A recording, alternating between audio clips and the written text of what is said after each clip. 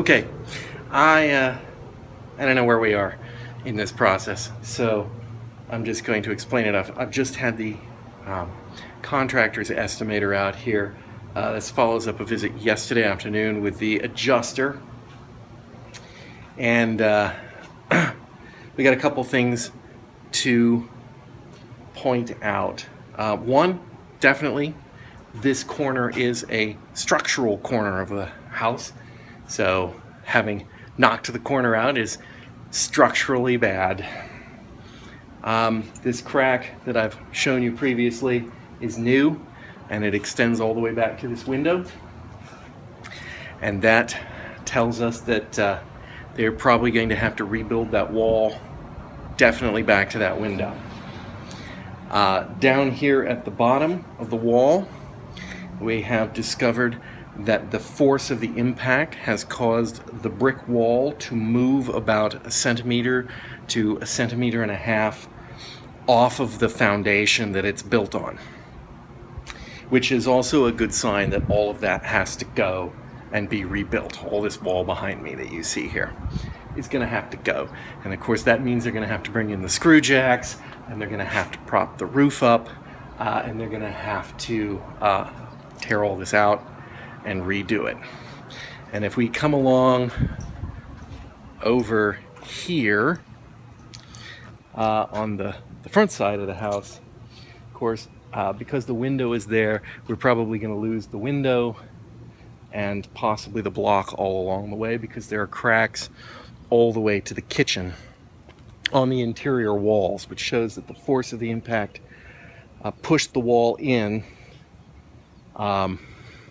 enough to cause the perpendicular walls to crack. So they probably don't have to rebuild that wall, but they'll probably have to tear the drywall off and re-drywall it, and so this will go. The only possibly good thing about it is that they said, well, I've been trying to replace these windows. If I can get hold of the replacement window for this, they'll put it in while they're doing the new build out. So the question is, yeah, I guess we probably should do that. I don't think they're going to get here anytime soon. I've cleaned off some of the rubble so that you can see it. Like I said, there was nothing stopping them from hitting the wall except for the bush that was here. And when I say bush, it was practically a tree, and that's it there. It's came right out of the ground. I can't see anything left in the ground of it. That's probably the only thing that stopped them from taking the whole thing down at the time. The estimator also let me know that, and as did the insurance adjuster, that we're likely to have structural engineers come out. We're also likely to have structural engineers have special structural engineering inspections on behalf of the city. We'll also have to have building permits. We'll have to have city permits or inspections. It's going to take them probably at least 5 days of brickwork alone. And then, the stuff inside the drywall and painting and whatnot will not much. They may have to replace the floor in the room. There's, of course, electrical problems.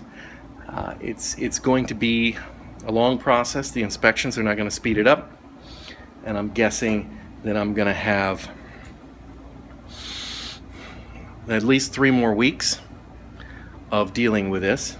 Chuan will be back next week. She can deal with it next week, and then there's 1 more week, and then we're at camp, and I have a feeling I'm not going to camp this summer.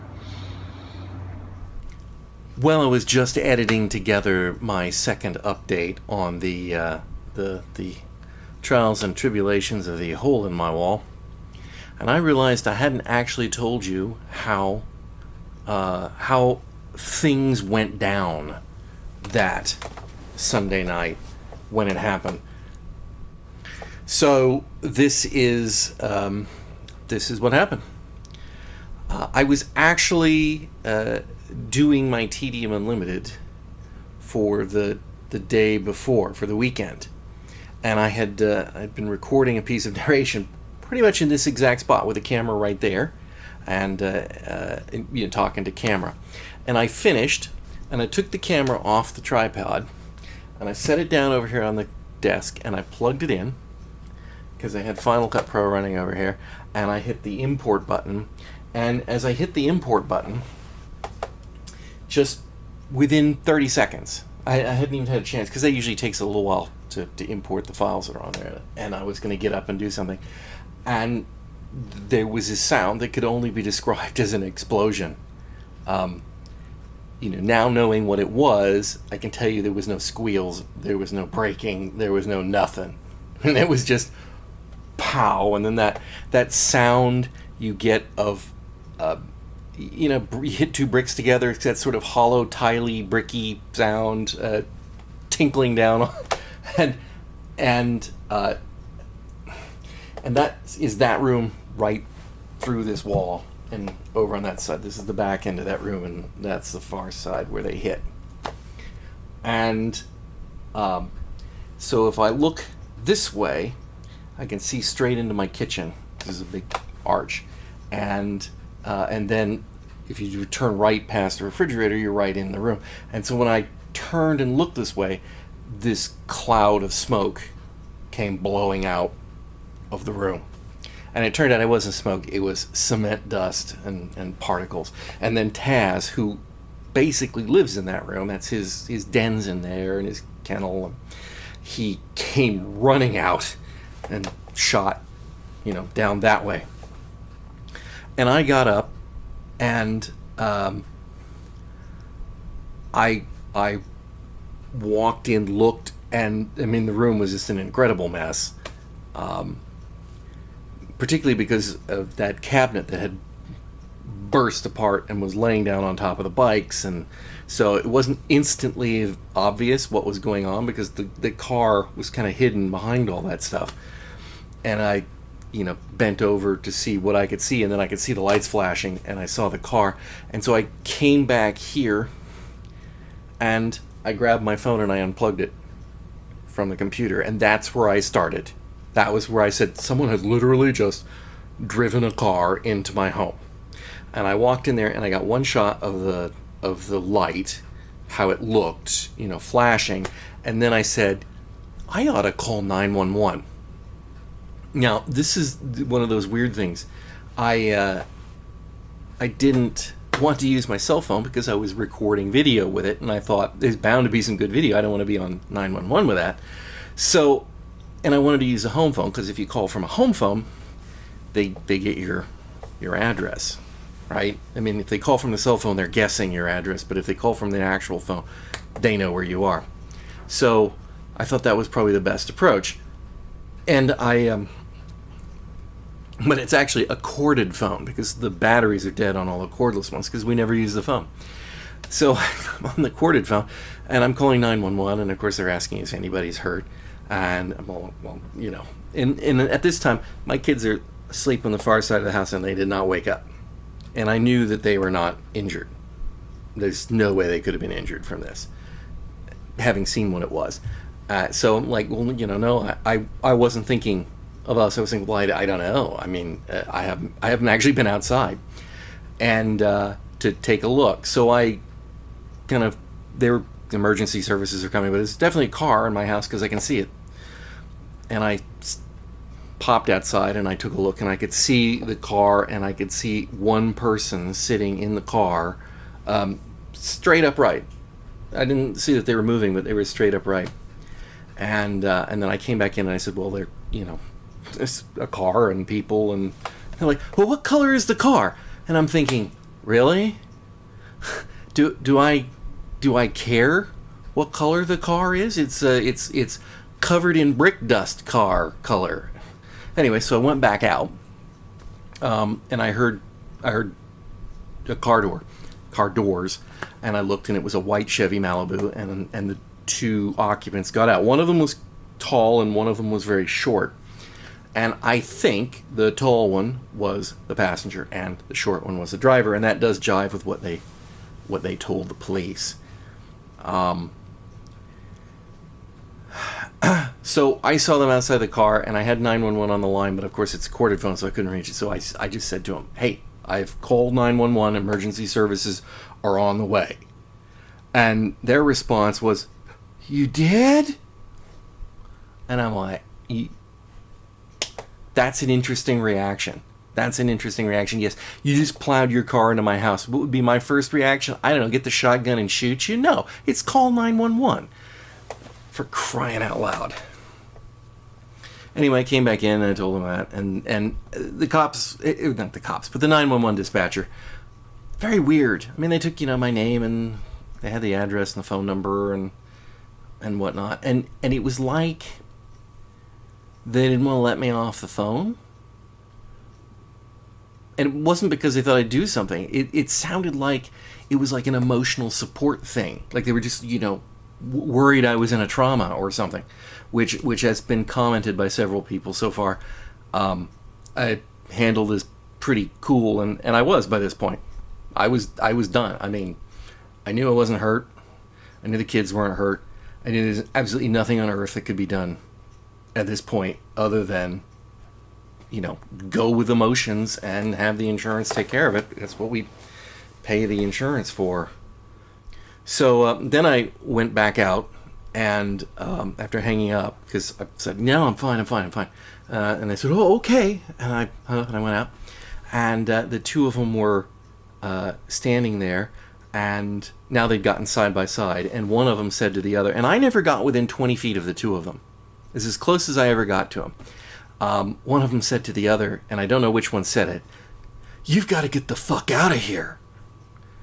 Which, having had that car accident some years ago where the guy tried to squeeze between us, where we were stopped at a red light and he wanted to go through anyway, and so he tried to squeeze between us and the car to our left and totaled our car.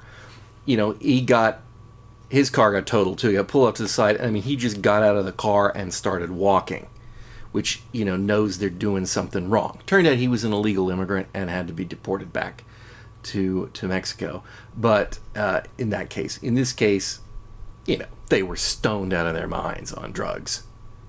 Anyway, about that time, the fire truck pulled up. So fortunately, I didn't have to do anything about one of them trying to take a runner. They were a weird pair too. They were young, very young. I know now, early 20s, about 21. About 21 in a couple months, at least the driver. And probably celebrating her first big blowout with all the drugs and alcohol she could handle. She was wearing what appeared to be a bra and panties and nothing more. I'm guessing it was some sort of a party outfit, but it was not right. I mean, you're not driving around in that. It was just right. And the other one was wearing, a skirt so short that if she moved to the side, her ass cheek was showing out the bottom. So, I mean, it was, they were, and they got pulled off. The cop told me it was a DUI situation. They had like 6-7 cars here, police cars. The fire truck and emergency services left very quickly. They were not hurt at all.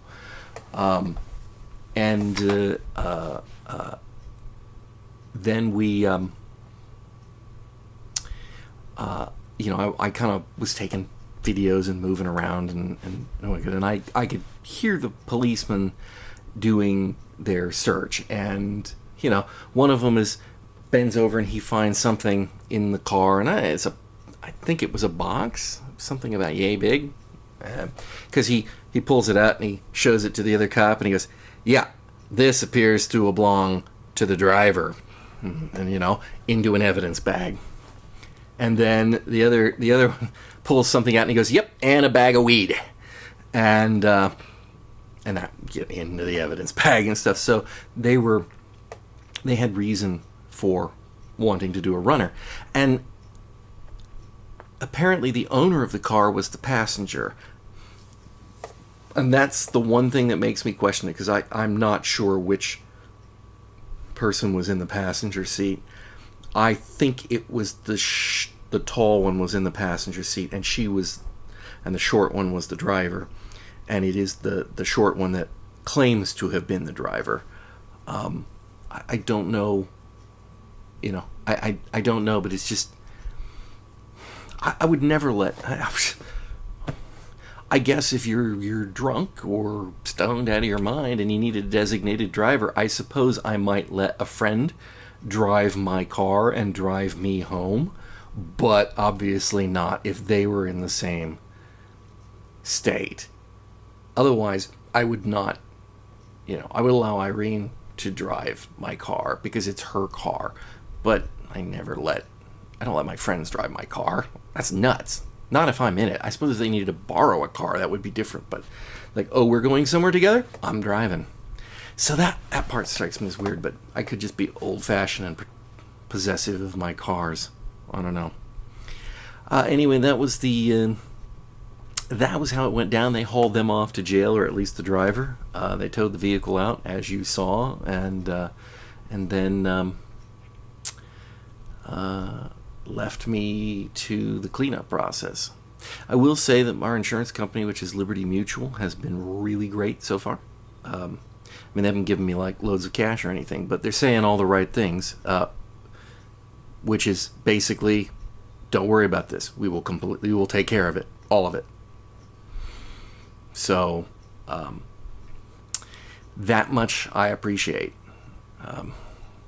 As long as it keeps up that way, that'll be great. And the contractor that they've arranged said the same thing, that our job is to make it so you don't have to do anything, which includes like taking down the bookshelves because they're going to have to take the wall out, and supplying me with boxes to put all my books in so that they can be stored while they're doing their.